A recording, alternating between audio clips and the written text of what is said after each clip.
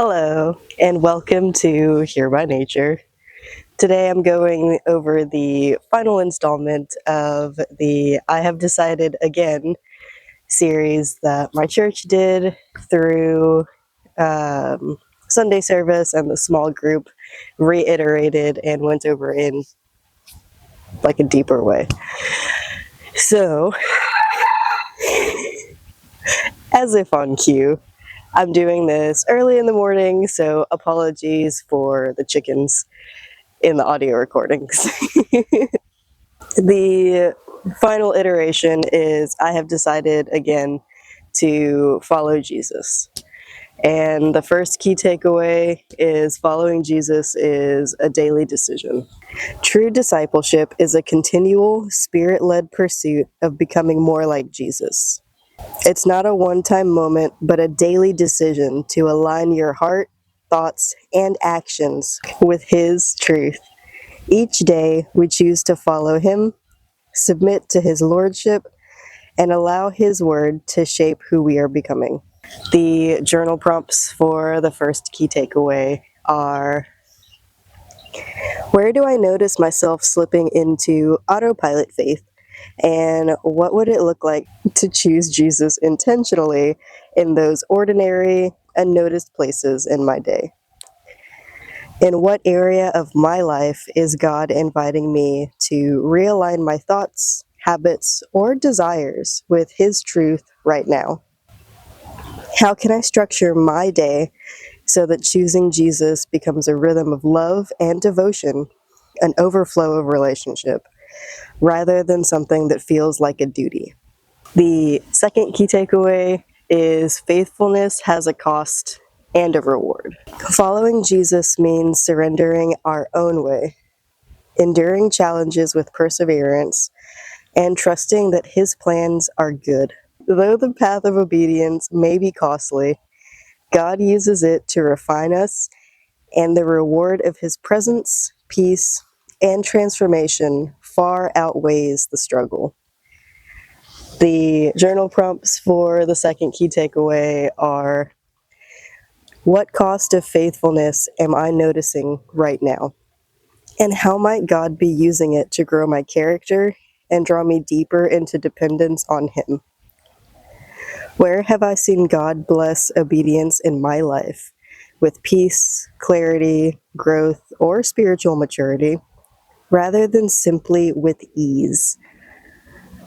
What part of my life am I still clinging to because I fear surrender? And what truth about who God is do I need to remember as I entrust it to Him?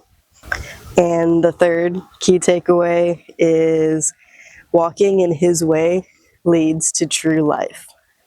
Jesus alone offers real freedom, fullness, and transformation.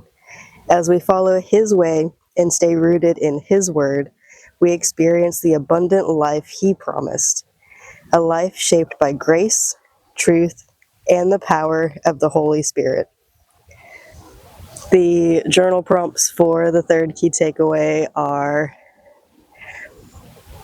when have I most clearly experienced the life to the full that Jesus offers? And what practices or rhythms helped me stay connected to Him in that season?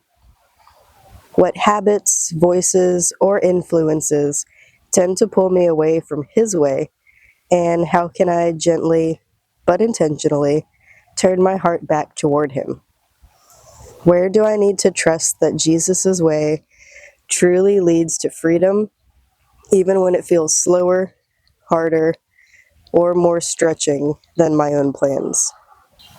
So I'm going to go over the first key takeaways, third question for the personal reflection. How can I structure my day so that choosing Jesus becomes a rhythm of love and devotion, an overflow of relationship, rather than something that feels like a duty? So, something that I've fallen out of personally is reading the Bible first thing whenever I wake up.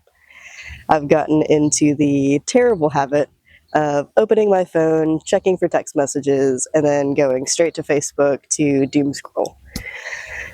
What I would like to do rather is set time aside in the morning to open my Bible, do my daily devotional, and just spend time with God first thing in the morning. And it may seem like something super small and trivial, but it really does help set my day on, for lack of a better phrase, the right path. It helps with like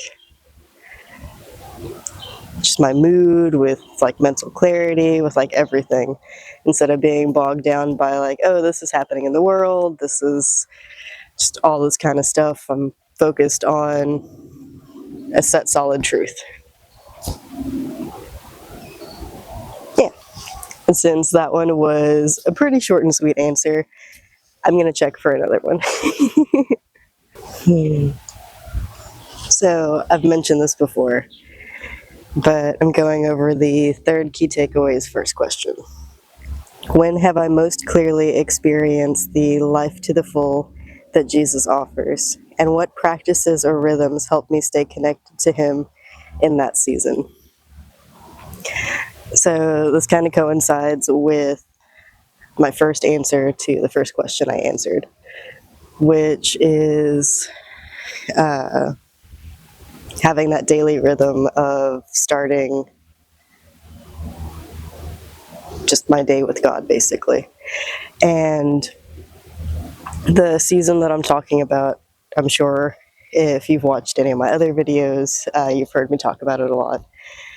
There was a 3 to 4 month period where I was unemployed, and this is coming from the breadwinner of the house to becoming unemployed. And for that long of a period, the world would have you think like, oh, what are we going to do? All of these terrible things.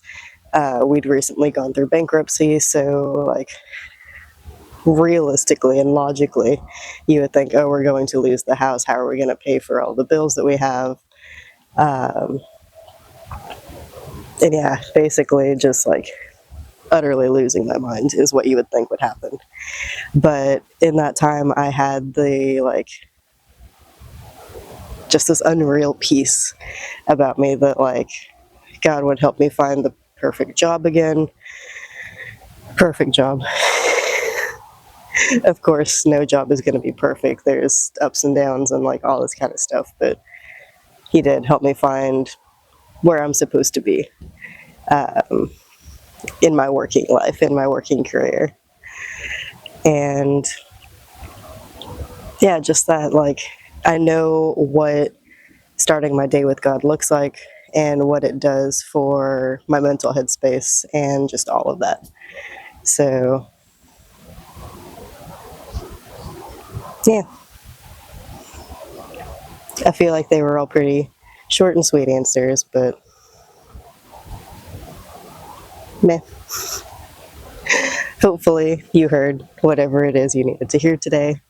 And until next week, friends, I'll see you then, and have a blessed one.